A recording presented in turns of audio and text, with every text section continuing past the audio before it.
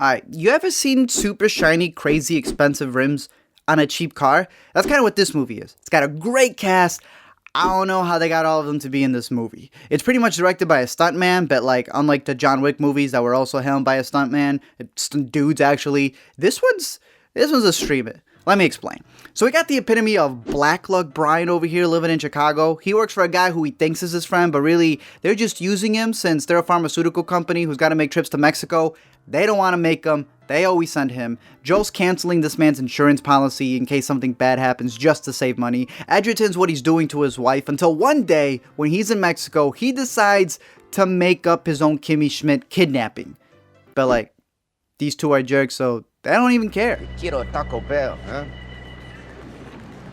The problem that they're all facing in the movie is that since they're running this pharmaceutical company and they're making illegal stuff, since they got a little medical marijuana pill, is that they're manufacturing it in Mexico, and thus, the cartel's gonna get involved. So not only do you have these two who've been skimming and running a bad business, you then got El Chapo Jr. over here who's going by the Black Panther, just so this movie can pop out more on Google, and then this random dude who's being sent over to steal the pills along with Amanda Seyfried to reverse Heisenberg them, and then Oyelowo who's just, he keeps getting called Gringo and everyone thinks he's the boss. Gringo, gringo, gringo. Now, I found some things interesting in this movie since there's not too much to talk about. One, it's that this is Michael Jackson's daughter right here, and it turns out that not only is this her first role, but she's a pretty good actress, I would say. Two, this dude right here trying to get it on with Charlize throughout the entire movie is the mofo from Ferris Bueller, all perved up. And three, Nash Edgerton, the director, is actually Joel Edgerton's brother.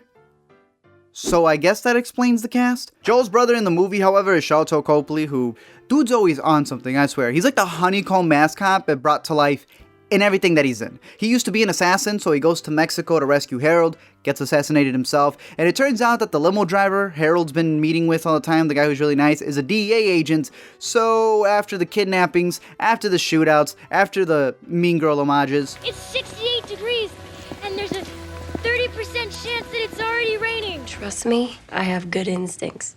the agent gets enough info to shut down the company with everything Harold gave him. By the end of it, short movie, Cartel ends up in jail, Guitar Guy's in jail, Joel's in jail, Charlize gets a promotion since it's 2018, and even though the whole movie's about how Harold sticks out like a sore thumb, he opens up a bar and starts a new life. But what the movie really leaves us with is a bigger question than that. And that's, is Thandie Newton a host? Like, is she a robot? Because this woman seriously does not age. Thank you guys for checking out this video. Again, this is a small, there was not a lot to say about it. I'm curious to know if you watched it though. Let me know your thoughts down below in the comments section. Don't forget to comment, like, and subscribe. And you too can win a trip to Mexico.